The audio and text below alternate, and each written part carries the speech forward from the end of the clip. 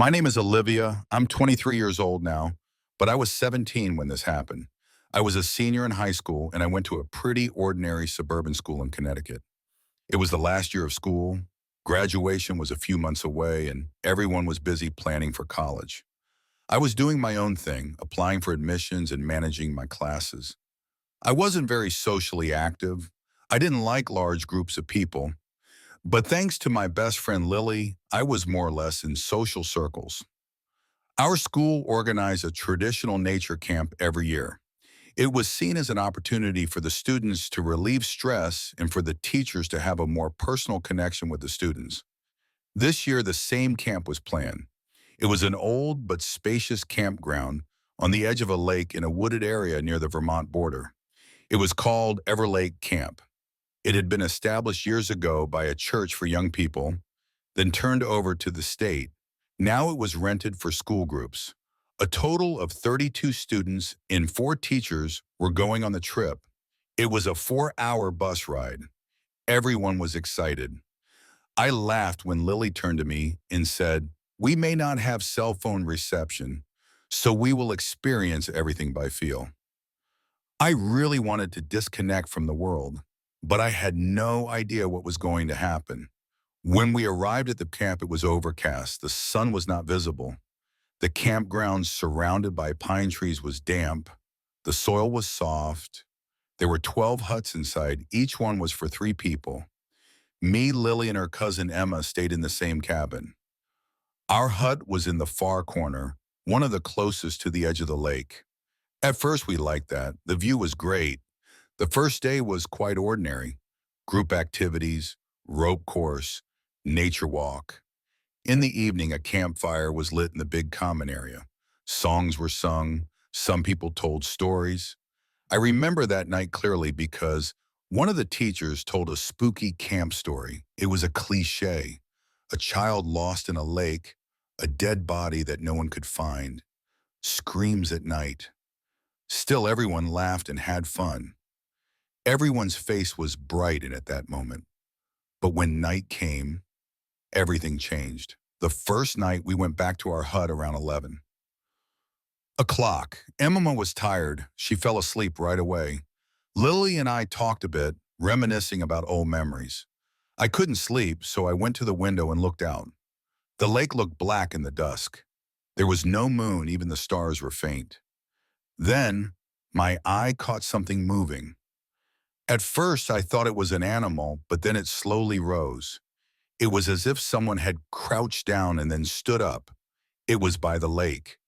There was maybe 30 meters between us, but I could see the silhouette clearly. A tall man. He was wearing what looked like white, a nightgown, a dress. I couldn't tell. His hair was long and his head was bent forward. She wasn't moving, she was just standing there. That's when my heart started to race. I called out to Lily, "Come, look here." Lily got up and came to the window. We looked together, but the silhouette was gone. The lakeshore was empty. "You must be tired," Lily said. "You're dreaming." Maybe she was right. Maybe I was too skeptical, but several times during the night I woke up and looked at the window.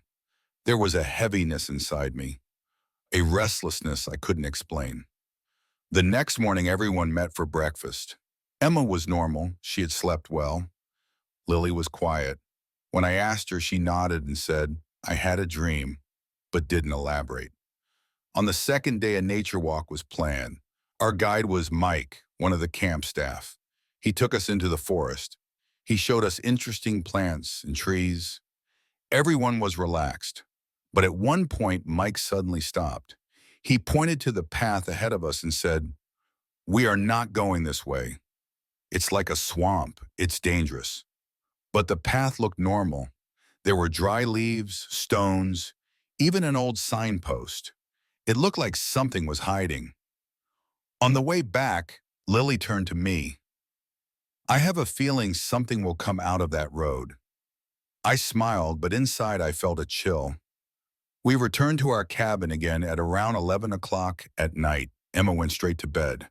Lily was thoughtful. We turned off the lights. Only the little nightlight came on. I was trying to go to sleep, but I heard a sound, like raindrops, but regular. Then a click. It was coming from the window. I opened the curtain. There was the white silhouette in the same spot, by the lake, but this time it was facing me. I couldn't see his face. He was too far away, but his arms were outstretched as if to the side. It was standing still, but its body was swaying slightly back and forth. I didn't wake Lily this time. I just stared at it, frozen, and then the thing crouched down. And it started to move with its fourth leg, not like a man, like an animal. It crawled off into the woods. I woke up early in the morning. I didn't say anything to anyone. There was one student missing at breakfast, Ethan. He was in the other cabin. His roommate said he got up around 1 a.m., said he had to go to the bathroom, but he never came back. The teachers didn't take it seriously at first, but as the clock ticked, they panicked.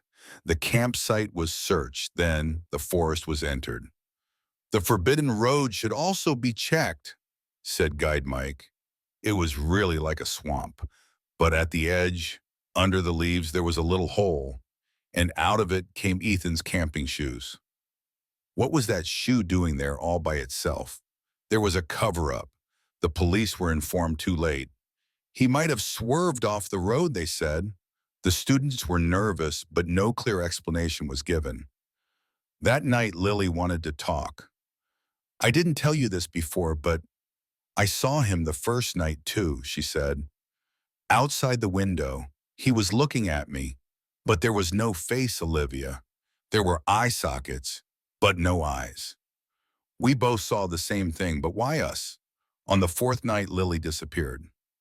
When I woke up in the morning, her bed was empty. Her shoes were gone. She didn't have her jacket on. Her cell phone was under the pillow. The window was closed, but the curtains were open. I immediately informed the teachers. This time it was taken more seriously.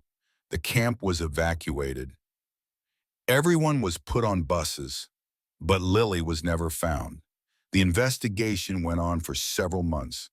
Both Ethan and Lily were declared missing. There were no surveillance cameras, no witnesses, no evidence. But I know something. That thing from the lake took them. After Lily, I started therapy. The nightmares wouldn't stop. Every night I saw that silhouette again. A year later, I got up the courage to go back to Everlake Camp alone. Secretly. I waited by the lake for a long time. Nothing happened. On my way back, I passed our old cabin, and I looked in the window, and there was someone inside. He was on all fours on the ground. He turned his head slowly toward me, and it was Lily, but she didn't have eyes anymore.